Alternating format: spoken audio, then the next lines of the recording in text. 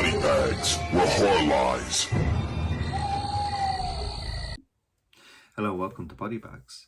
My name is James and I'm your Sunday night reviewer. And to bring the end of the 1999 week, I decided to bring you Joel Schumacher's 8mm with Nick Cage and a young, how do you pronounce it in American? Joaquin Phoenix. Joaquin? Not 100% sure. Who else is in this? James Gandolfini. What's his name? Terrible. Gandolfini? James Gandolfini. Well, anyway, let's talk about the movie. So we have Nick Cage, who's basically a private investigator.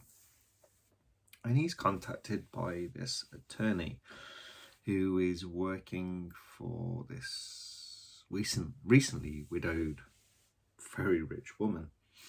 Now, they have a meeting, and whilst going through the deceased's belongings, they found this 8mm tape, which appeared to show a snuff movie. Now, he has been tasked, Nick Cage, to basically find out if this is real. Sorry, I've had to make a couple of notes. Because I was going to watch this like tonight, but I didn't get the chance. It was a few months back that I saw this. Well, anyway, he takes up the case. He has to leave his wife and kid and go travelling. So checking up all these missing cases, trying to like identify, because it's a young girl in this, like a teenage girl, and he thinks that he's able to find her. There's clues in this video, and so when he's at the house, he actually does find a diary of that the mother or police or anyone hadn't found, and she's basically just going into the adult industry. Where is it? Is it in California? Hollywood. Yeah, Hollywood. Yeah, she's basically going there to make porn. So, yeah, I was thinking of Hardcore then, with the John C. Reilly movie. Oh, what's his name? Anyway, the guy from The Changeling. That movie. There's definite bits of information in the Hardcore. There are definite cues and bits and pieces that the 8mm takes. But anyway, yeah. So he starts to trying to track her down. And obviously, if she's alive, it's not real. But he comes across Joaquin Phoenix's character. What's his name? Something California, I think his name.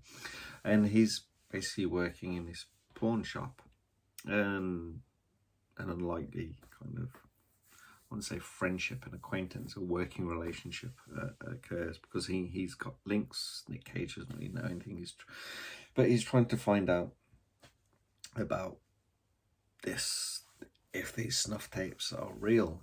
He's getting deeper and deeper. He's finding like hardcore BDSM and stuff like that, and he comes across this director and this actor called Machine, who they make some pretty hardcore movies, and basically he's posing as like this film guy. He's got this money. He wants to. He's like trying to tout around. He wants to make a snuff film. I don't think people are that like gullible and go, yeah, I'll do that. Obviously, highly illegal. It's murder. So anyway, he gets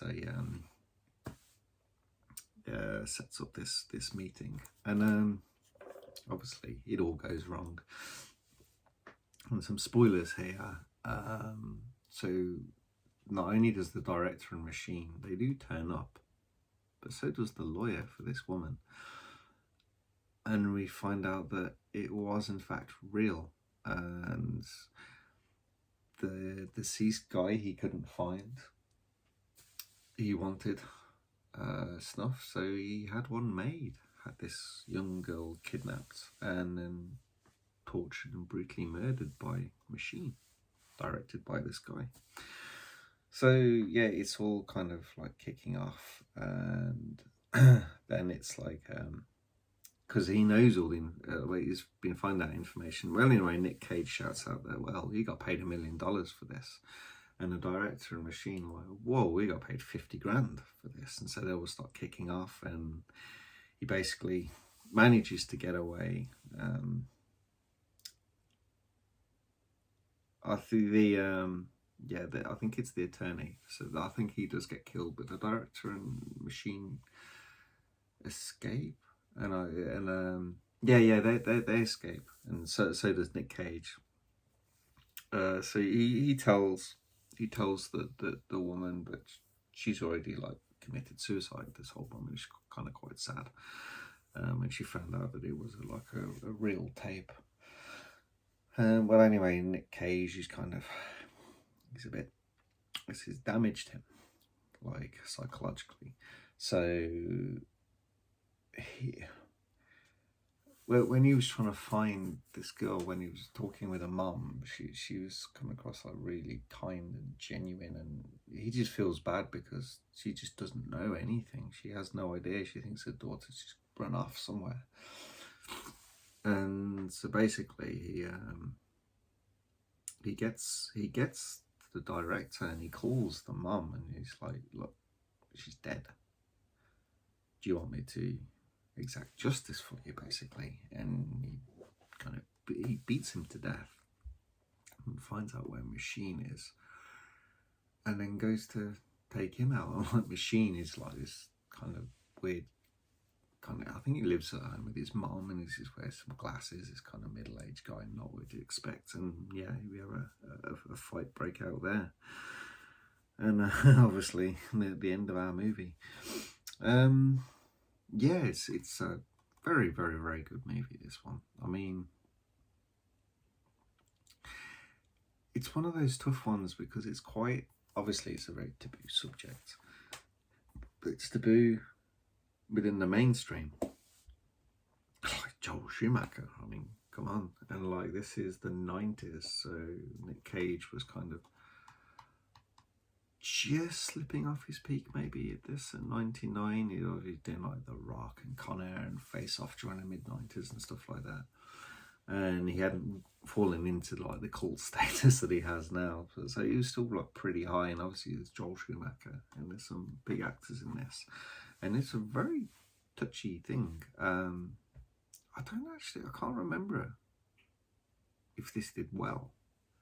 I think it's well received now, but at the time I can't remember, like, because it's like 1999, it's a long time ago. I can't remember if it was well received. But anyway, like it's a very good movie. I thought it's handled really well. It's like I think if this was done by someone else, like if we take on films, maybe like an August Underground kind of like way, which is not quite the mainstream way or how this one goes, but I thought that this was really well put together. Obviously, when you mention companies like Unearthed Films and like PK have got some gore that they put out and things like that, it's so much more hardcore, so much more visceral and graphic what you see. But like I said, for the mainstream, this is pretty tough for the time. I mean, you kind of layer it up against what you're seeing against those. This is very soft. It's the subject, what it's talking about, though. It's all about the subject and the context, and that's what holds up really well and just makes it a really good movie. And I thought, like, the characters are in this, like, pretty good. Yeah, Joaquin Phoenix's character is kind of he looks very like how a Hollywood movie would depict someone that works within a porn shop. Kind of, some of the characters a little bit stereotypical within that underground kind of world sort of thing. But like, I really like Machine's character, like how he looks. It's like that's how it is. You got it really good with that one. But anyway, great movie. Really nice release by Scream Factory, this one. If you haven't seen this film, I really do recommend it, especially if you're a Nick Cage fan. This is definitely one of his better performances. But anyway, that's the end of the review. Hope you guys enjoyed it, and I'll catch you next week. Thank you. Good night.